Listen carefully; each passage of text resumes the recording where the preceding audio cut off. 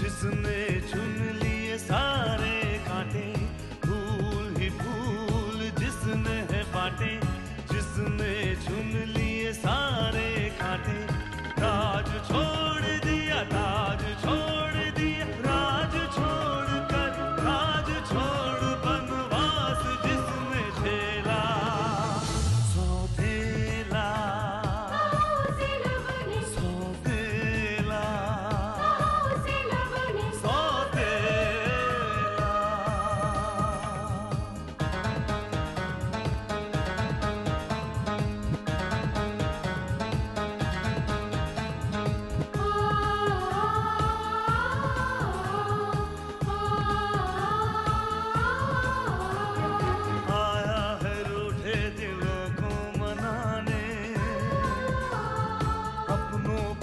से वो अपना बनाने, पर उसको अपना न माना किसी ने, न समझा किसी ने, न जाना किसी ने। साथ छोड़ दिया, हाथ छोड़ दिया, साथ छोड़ के हाथ छोड़ उसे कर दिया अकेला, सौतेला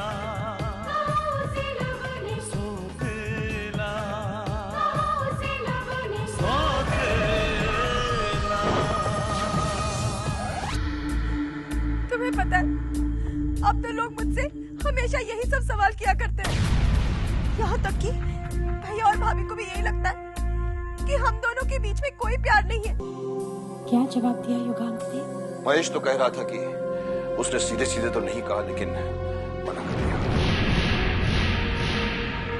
अगर तुमने मुझे अपना भाई माना है तो मुझे भी भाई का फर्ज निभाना है, और भाई का फर्ज ये होता है कि वो अपनी बहन की खुशियों को पूरा करे। वो खुद इस घर को छोड़कर गया है, हम उसकी चौखट पर कभी नहीं जाएंगे। और मैंने उन्हें ये भी बता दिया कि मैं उन्हें एक बड़े भाई के जैसे मानती हूँ। तो फिर उन्होंने क्या कहा? उन्होंने मुझसे कहा कि वो डैड से बात करेंगे और शादी से इनकार कर देंगे। अब गलती तो मैं कर ही चुकी हूँ ना गौरी, और मुझे नहीं लगता कि डैड मेरी इस बात को मेरी गलती समझेंगे। डैड ने कभी प्यार के खिलाफ कुछ नहीं कहा, और अगर ऐसा होता तो डैड शुभम भैया और कामिनी के प्यार को एक्सेप्ट करते क्या? फिर भी सिया जी, ये सब कुछ बहुत मुश्किल है। गौरी, मुश्किल भले ही हो, नामुमकिन नहीं है। और फिर मुश्किलों के बाद जो मंजिल मिलती है उसका तो मजा ही कुछ और है ना।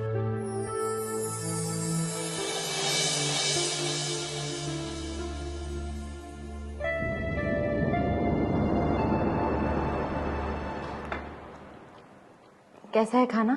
बहुत अच्छा, बहुत ही बढ़िया खाना बना। सुमन, अगर तुम किसी होटल की कुक बन जाओ ना तो उस होटल के कस्टमर डबल हो जाएंगे। आपका मतलब है मैंने होटल के जैसे बनाया? अरे भाई, ये मैंने कब कहा? बहुत ही बढ़िया खाना बनाया तुमने, वेरी गुड। कहीं आप मेरा मजाक तो नहीं उड़ा रहे? तुमने इतने प्यार से खाना बनाया है, भला मैं तुम्हारा मजाक कैसे उड़ा सकता हूँ? अच्छा, तो लीजिए ना। नहीं नहीं, इतना प्यार भी बर्दाश्त नहीं होगा। आप भी ना। अरे एक बात बताना तो मैं भूल ही गई, वो मिसेस चोपड़ा यहाँ आई थी। अच्छा अच्छा, मिसेस चोपड़ा, अरे वाह वाह वाह, तभी मैं सोचूं तुमने इतना अच्छा खाना कैसे बनाया है। तो ये खाना तुम्हें मिसेस चोपड़ा ने बनाना सिखाया है? अरे नहीं बाबा, अरे आपको याद है ना, वो सुनील भाई साहब की पार्टी में हमें मिली थी और मेरी ज्वेलरी की बहुत तारीफ कर रही थी। अच्छा हाँ, मिसेस चोपड़ा ना। हाँ नहीं, याद नहीं है। क्यों, क्या हुआ? एक्चुअली वो ये बोलने आई थी कि उन्होंने सेम मेरी जैसी ज्वेलरी मेहता ज्वेलर्स के पास देखी थी, पूरे के पूरे सेट। अरे वाह सुमन, मतलब तुम्हारी ज्वेलरी की डिजाइन इतनी हिट हो गई है कि लोग इन्हें कॉपी करने लगे हैं। अरे भाई, इसके लिए तो तुम्हें कॉपीराइट मिलना चाहिए। नहीं, मुझे तो लगता है कि वो हमारी ज्वेलरी है, असली वाली। तुम पागल हो गई हो सुमन। भला हमारी असली ज्वेलरी वो मेहता ज्वेलर के यहाँ कैसे पहुंच गई, और उसकी नकल हमारे घर कैसे पहुंच जाएगी? मुझे नहीं पता, मेरा मन कहता है कि वो ज्वेलरी मेरी ही है। इसीलिए तो कहते हैं दिमाग का इस्तेमाल करना चाहिए। मतलब तुमने वो ज्वेलरी देखी नहीं और ये डिसाइड कर लिया कि वो ज्वेलरी तुम्हारी है। Very good. Suman, Mrs Chopra को कोई गलतफहमी भी तो हो सकती है। नहीं बाबा, उनकी नजर बहुत शार्प है और वो कभी धोखा नहीं खा सकती। हाँ तो एक काम करते हैं, हम वो मेहता ज्वेलर के पास चलते हैं। उससे बोलेंगे सर देखिए जो आपके पास ज्वेलरी है वो हमारी। वो अपनी ज्वेलरी उठाएगा और हमें दे देगा, हम उसे ले आएंगे। चले? मैं मजाक नहीं कर रही हूँ। मजाक मैं भी नहीं कर रहा हूँ सुमन।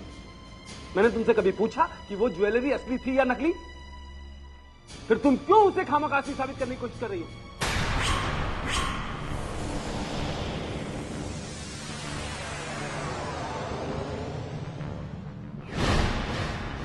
मैं जानती हूँ कि वो ज्वेलरी असली ही थी, लेकिन असली से नकली कैसे बन गई ये पता लगा कर ही रहूंगी।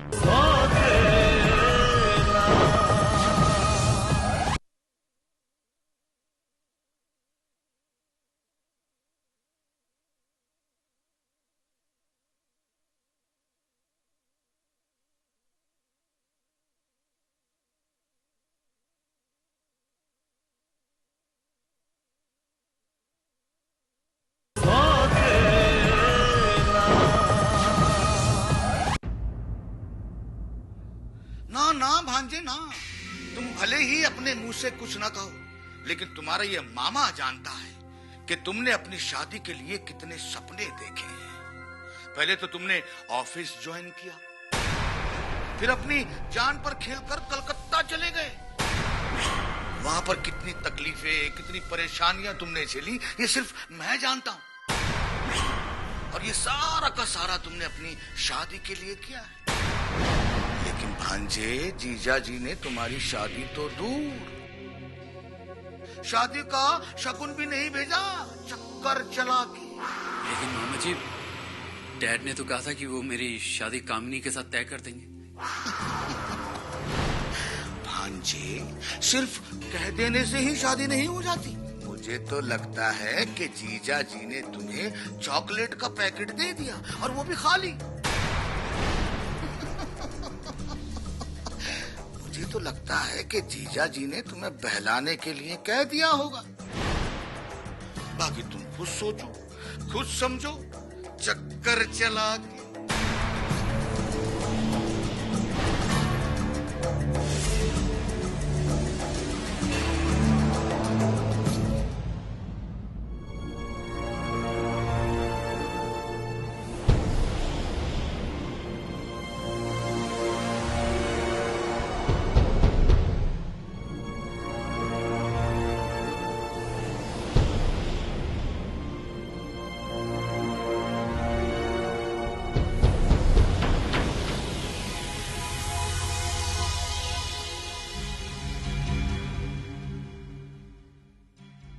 हेलो मेहता भाई। हाँ बोलो कामिनी बहन। मैं कामिनी नहीं, सुमन बोल रही हूँ। अच्छा अच्छा, सुमन बहन, हाँ कैसे याद किया, बोलो। जरा आपसे काम था, मुझे कुछ ज्वेलरी बनानी थी। हाँ जरूर बन जाएगी। उस ज्वेलरी डिजाइन के लिए मुझे आपसे बात करनी थी। क्या आप मेरे घर आ सकते हैं? जरूर आ सकते हैं, जब भी बुलाओ तभी आ जाओ। क्या हुआ बहन, आपने जवाब नहीं दिया? हाँ आप एक काम कीजिए, कल 12 बजे आ जाइए। ठीक है, आ जाऊंगा। जय श्री कृष्ण। जय श्री कृष्ण मेहता भाई। सुमन, किससे फोन पर बात कर रही थी? ये मेहता भाई कौन है? मेहता भाई? वो अपना ज्वेलर। ये वही ज्वेलर है ना जहाँ मिसेस चोपड़ा ने तुम्हारे जैसी ज्वेलरी देखी थी? हाँ। सुमन, मैंने तुमसे पहले भी कहा था कि मिसेस चोपड़ा को कोई धोखा हुआ होगा। नहीं, मैंने तो मेहता भाई को किसी और काम के लिए फोन किया था। किसी और काम के लिए? अब क्या तुम्हें ज्वेलरी बनवानी है? बनवानी है, लेकिन अपने लिए नहीं, कामिनी के लिए। कामिनी के लिए? और नहीं तो क्या, हमारी कामनी की शादी होने वाली है तो उसके लिए थोड़ी बहुत ज्वेलरी बनवानी चाहिए ना। और फिर आजकल सोने का भाव गिरा हुआ है तो हम अभी बना लेंगे तो अच्छा होगा ना। Oh, yes. ये बात तो मैंने सोची नहीं। ऐसी बातें सिर्फ औरतें ही सोचती हैं। You are right. अच्छा, मैंने उन्हें बुलाया है डिजाइन देखने के लिए। अगर पसंद आ गया तो आप भी देख लेना। भाई देखो, डिजाइन वगैरह का डिपार्टमेंट मेरा नहीं है, तुम्हें जो पसंद हो वही ज्वेलरी बनवा लेना। हाँ, बिल मैं पे कर दूंगा। अच्छा, मैं चलता हूँ, ऑफिस के लिए लेट हो रहा हूँ। अच्छा, बाय बाय।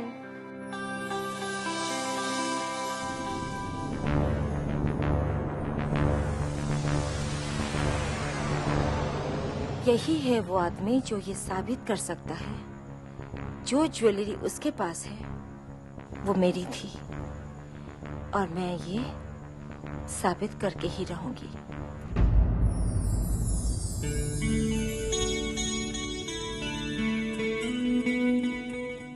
तो युगांक, तुमने स्नेहा के बारे में क्या सोचा? इसमें सोचना क्या है अवंतिका? मैं स्नेहा से कोई रिश्ता नहीं जोड़ सकता। ये बात तो मैं भी जानती हूँ युगांक, लेकिन अगर विक्रम साहब तुमसे यही बात पूछेंगे तो क्या जवाब दोगे? अवंतिका, इससे बड़ी वजह क्या हो सकती है कि स्नेहा मेरी बहन है। युगांक, ये बात तुम जानते हो, लेकिन ये बात विक्रम साहब को नहीं मालूम। तो मैं ये बात विक्रम साहब को किसी दिन बता ही दूंगा। युगांक, ये बात तुम बहुत दिनों से कर रहे हो और अभी तक उनको ये बात बताने की हिम्मत नहीं कर पाए हो। लगता है अब मुझे हिम्मत जुटानी ही पड़ेगी अवंतिका। लेकिन इससे पहले मुझे आकाश के बारे में पता लगाना है। आकाश के बारे में पता करने की तुम्हें क्या जरूरत है? तुम्हें याद है अवंतिका कि मैंने स्नेहा से उसे उसकी खुशी दिलाने का वादा किया है। लेकिन युगांक, ये सब काम तो विक्रम साहब का है ना? नहीं अवंतिका, स्नेहा की खुशी का ख्याल रखना मेरा फर्ज है, और इतिहास भी गवाह कि श्री कृष्ण ने अपने बहन सुभद्रा की खुशी के लिए उसकी शादी अर्जुन से करवाई थी। तो क्या तुम? हाँ अवंतिका, अगर वो लड़का आकाश स्नेहा के काबिल होगा तो मैं अपनी बहन की खुशी के लिए उन दोनों की शादी करवा दूंगा।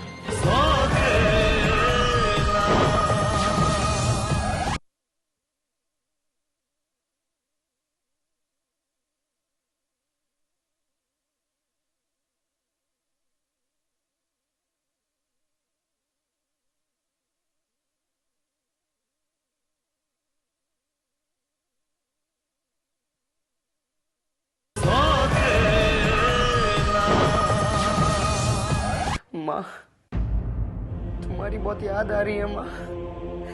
एक तुम ही तो हो जो मुझे समझ सकते हो, लेकिन डैड तुम्हें भी मुझसे मिलने नहीं देते, और मैं भी तुम्हें मिलने उस घर में नहीं आ सकता। मैं तुम्हें देखना चाहता हूँ माँ, तुमसे मिलना चाहता हूँ, मगर जब कोई दिल से दुआ मांगता है ना तो उसकी दुआ जरूर कबूल होती है। माँ तुम, मैं कोई सपना तो नहीं देख रहा हूँ माँ, कि तुम ही हो ना? हाँ बेटा, मैं ही हूँ तुम्हारी बदनसीब माँ, जिसे वक्त ने अपने बेटे से दूर कर दिया था। माँ,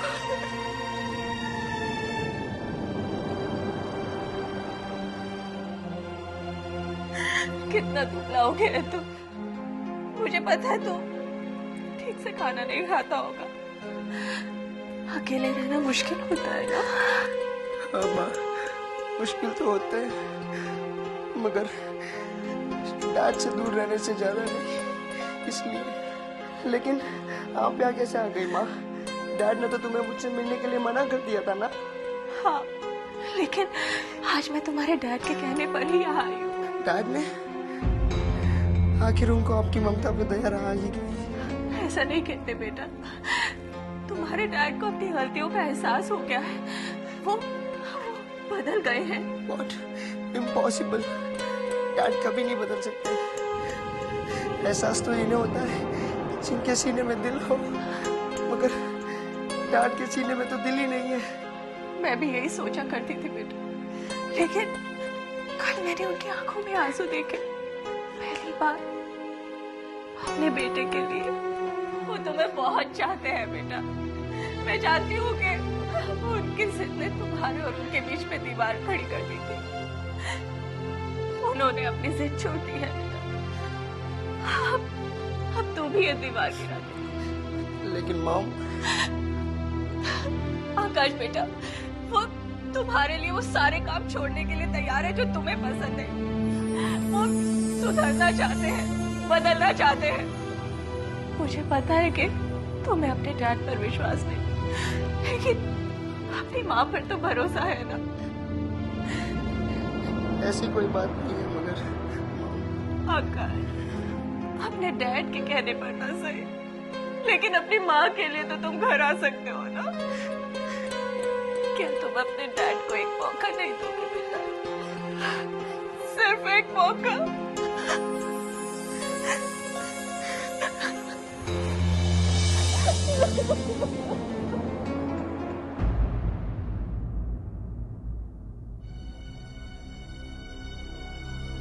आपको ऐसी ही असली ज्वेलरी चाहिए? जी हाँ, मुझे ऐसे ही चाहिए। क्या आप बना सकते हैं? क्यों मजाक करती हो उसमें? आपको यही ज्वेलरी चाहिए थी तो आपने बेची ही क्यों? मैंने बेची? क्यों? आपकी ननद ही तो आई थी ज्वेलरी लेकर, और ये इमिटेशन उसने ही बनवाए थे मेरे से 50,000 में। क्या हुआ सुगंधा? कहीं ऐसा तो नहीं कि आपकी ननद ने आपसे पूछे बिना चोरी से? नहीं नहीं, एक्चुअली मुझे लगा कि अब तक आपने वो ज्वेलरी बेच दी होगी, इसलिए मैं नई ज्वेलरी बनाने के लिए बात कर रही थी। बेची तो नहीं है, पर हाँ, आपको खरीदना है तो पूरे 2 लाख रुपया लगेगा। 2 लाख? लेकिन जब ये ज्वेलरी आपने हमसे खरीदी थी तब तो आपने मिट्टी के मोल खरीदी थी। क्या बात करती हो उसमें? पूरा 1 लाख रुपया दिया था। उस वक्त सोने का भाव भी कम था, इसलिए। ठीक है, मैं 2 लाख देने के लिए तैयार हूँ। आप ऐसा कीजिए, कल वो ज्वेलरी लेकर आ जाइए और पैसे ले जाइए। कल तो मुश्किल है, हम सारा माल लॉकर में रखते हैं। परसों मिल जाएगा। परसों? अच्छा ठीक है। अच्छा सुमन, मैं अब चलता हूँ। नमस्ते।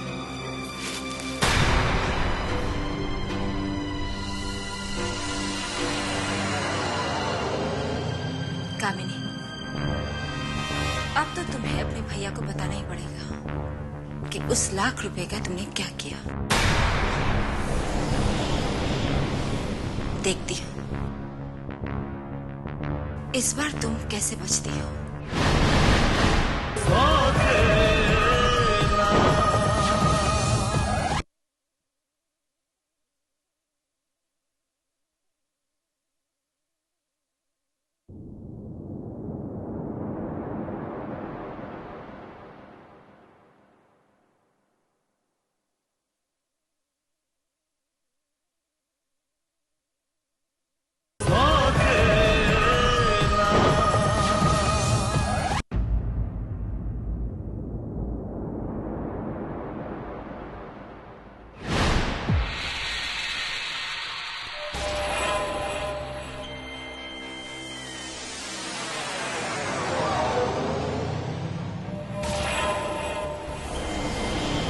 जानकी, जानकी तुम आ गई? मेरा बेटा आकाश कहाँ है? आकाश, आकाश, आकाश मेरे बेटे, आकाश। आकाश नहीं आया। तुम उसे साथ लेकर नहीं आई? ओ जानकी, क्या वो अब तक मुझसे नाराज है? ऐसी कोई बात नहीं है। तुमने उसे बताया नहीं जानकी कि एक बाप को उसके बेटे की सहारे की जरूरत है? तो मैंने तो तुमसे कहा था कि मैं अपनी गलती के लिए शर्मिंदा हूँ और उसे माफी मांगने के लिए तक तैयार हूँ। देखिए, आपको माफी मांगने की जरूरत नहीं है, और रही शर्मिंदगी की बात, तो वो खुद बहुत शर्मिंदा है। शायद इसी वजह से वो आज मेरे साथ वापस नहीं आया। लेकिन कब जानकी, कब? जब सब कुछ खत्म हो जाएगा तब। भगवान के लिए ऐसी बातें मत कीजिए। देखिए, आकाश ने मुझसे वादा किया है, वो घर वापस जरूर आएगा।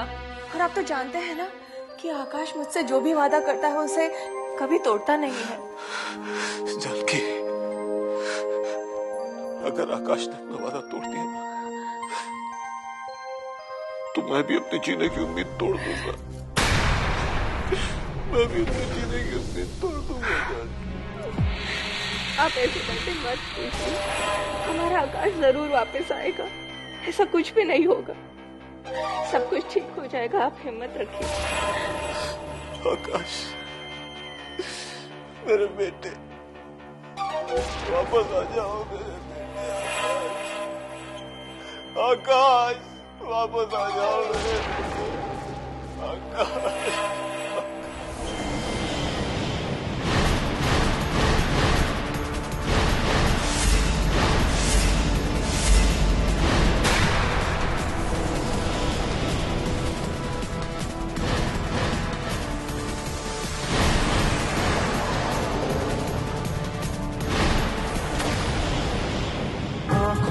ख्वाबों की बारात लेके, होठों पे गीतों की सौगात लेके, दिल में मोहब्बत के जज्बात ले